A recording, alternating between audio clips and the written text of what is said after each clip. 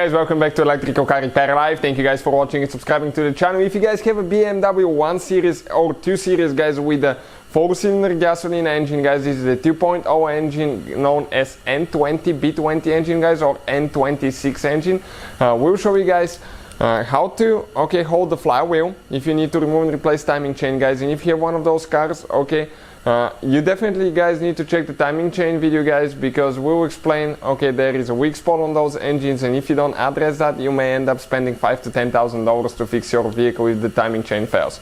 So we'll discuss that in a little bit. But if you guys need to set timing, if you need to remove and replace the crankshaft pulley, bolt guys, harmonic balancer bolt, you guys need to have that special tool that actually holds the flywheel, because if you rely on the TDC, this is a top dead center pin only guys, you can break your engine block and you may end up needing new engine guys. So that's what we'll be doing today. Quick introduction guys. Now that same engine guys that's used in 1 Series and 2 Series guys, it has been used in BMW 5 Series, 3 Series and 4 Series guys. Many BMWs use that engine in the past.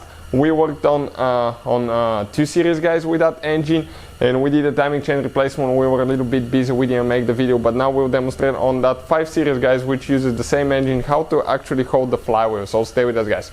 Quick introduction: every single car we get at the shop, including this one here, we make more than 200 videos. Why? Simply because our mission in the shop is to save you guys as much money as we can. You can find the link for the tool in the description of the video below guys, for your convenience. So this is it guys. This is the Beamer.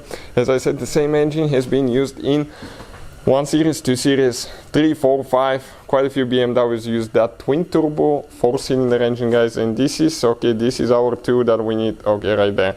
So that tool is very important guys. This is the timing tool here. We have the links in the description of the video below as well. Really good quality timing tool. And you have the TDC pin. The engine is a TDC point now. That's when you're going to install that thing. If you don't know how to bring the engine to TDC, we have the video on the channel guys. Check it out. Now if you want to see the whole video replacement of the timing chain, the whole replacement of the timing chain video guys will be on the channel. You can see how it failed.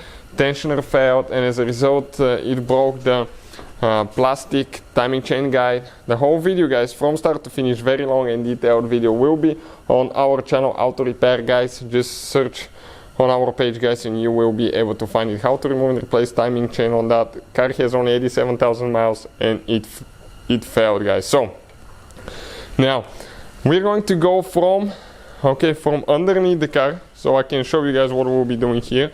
I will go all the way underneath now. Let me come here. Perfect. This is guys, right here, this is the TDC pin. That's top dead center pin already installed.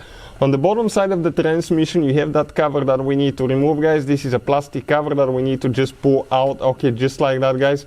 And the tool, it has 2 bolts that you need to pre-loosen. So you can move it up and down. Check it out. Now you're going to install it. Those are the teeth that are going to go in the flywheel once the flywheel is a TDC point. Once it's a TDC point, get it in. Perfect, just like that. Once you get it in, you're going to install it and get it tight guys. Now you need to get the 2 bolts tight here. Make sure that it's installed in the flywheel. Perfect. And the moment you install it guys and get it tight, it's gonna stay there. You're going to see, in our case, I need to mess with it a little bit more because I don't have the wrench. I didn't take the wrench, but you get the idea. Make sure that it's all the way in the flywheel teeth. If you come from this side, you need to remove your oil pan anyways to replace the chain. You need to figure out guys, you can see that the tool is actually all the way in the teeth of the flywheel. You gotta make sure that this is correct, otherwise it's not, if you don't install it correctly, what could happen guys, the flywheel will spin and you can bend your valves and you will need valve work or a new cylinder head. So this is the tool guys. Link will be in the description of the video below. Hopefully the video will be helpful, and see you guys next time.